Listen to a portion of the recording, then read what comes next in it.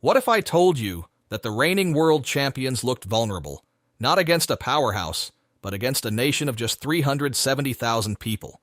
Stick around, because what happened in Buenos Aires last week should have every Argentina fan nervous heading into 2026. Argentina just wrapped up their final pre-World Cup tune-up, friendly against Iceland, and the result was not what Lionel Scaloni drew up on the whiteboard. Let me break down exactly what went down, why it matters more than people are admitting, and what it signals about Argentina's readiness to defend their title on North American soil next summer. So here's the scene. Buenos Aires, the Estadio Monumental, packed to the rafters with close to 85,000 passionate fans draped in blue and white, expecting a comfortable send-off performance from the defending champions. Iceland, ranked 65th in the world by FIFA, arrived as massive underdogs, a nation that punches above its weight at every major tournament, but realistically wasn't supposed to threaten the current best team on the planet. And yet, the final whistle blew with the scoreline reading Argentina 1, Iceland 1, a draw on home soil against a team they were expected to roll. Now, before the Argentina defenders in the comments start typing, yes, it's a friendly. Yes, Messi only played 60 minutes. Yes, Scaloni rotated the squad. We hear you. But this isn't just about the result. It's about what the result revealed. You see, with 2026 looming and Argentina entering as the favorites to become back-to-back world champions for the first time since Brazil in 1958 and 1962, every single performance matters under the microscope. The world is watching. Every crack, every hesitation, every moment of confusion in the back line is being cataloged by coaches in Germany, France, Brazil, and England. And against Iceland, Argentina gave those coaches plenty of material to study. This is SoccerVault, and today we are going deep on what this result really means.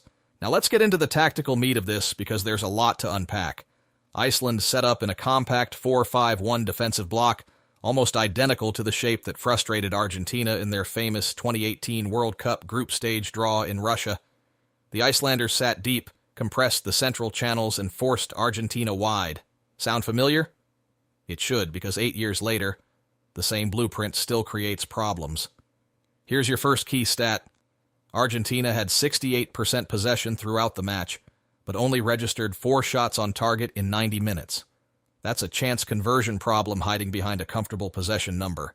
The second stat that should concern Scaloni, Argentina's high defensive line was beaten twice by Iceland's direct long ball game. Goalkeeper Emiliano Martinez had to come off his line aggressively on 3 separate occasions to prevent what could have been legitimate goal-scoring opportunities. For a team that prides itself on defensive organization since winning Qatar 2022, that's a regression. Third stat, Julián Álvarez, who came on as a substitute in the 62nd minute, created more clear chances in 28 minutes than the starting lineup created in 62. That tells you something about the pecking order conversation that's happening right now inside the Argentina camp. Now, here's where the debate gets interesting. On one side, you have the optimists who argue this friendly is completely meaningless. Scaloni used it as a laboratory experiment, testing the depth of the squad, giving fringe players valuable minutes, and deliberately keeping Messi on a limited workload ahead of the tournament. The argument is that Argentina's structure, their winning culture, and the core group of Qatar 2022 heroes is fully intact.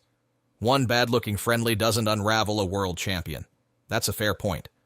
But on the other side, the skeptics, and I'm leaning into this camp today, point out that Argentina hasn't looked convincing in competitive play recently either. In CONMEBOL qualifying, they dropped points in ways that surprised the football world. The squad is aging at key positions. Messi is 38 years old at the time of 2026. Di Maria is gone. The midfield transition is still a work in progress. And if Iceland's low block gives them problems, imagine what a peak Germany or a resurgent Spain will do with the same approach backed by world-class technical players. The vulnerability is real, and dismissing it as friendly noise feels like wishful thinking. So what happens next? Here's my prediction, and I'm going to be direct about this. Argentina will arrive at the 2026 World Cup as favorites, and they will make it deep into the tournament, probably the semifinals minimum. Subscribe to SoccerVault for daily World Cup 2026 coverage and hit that bell icon. See you in the next one.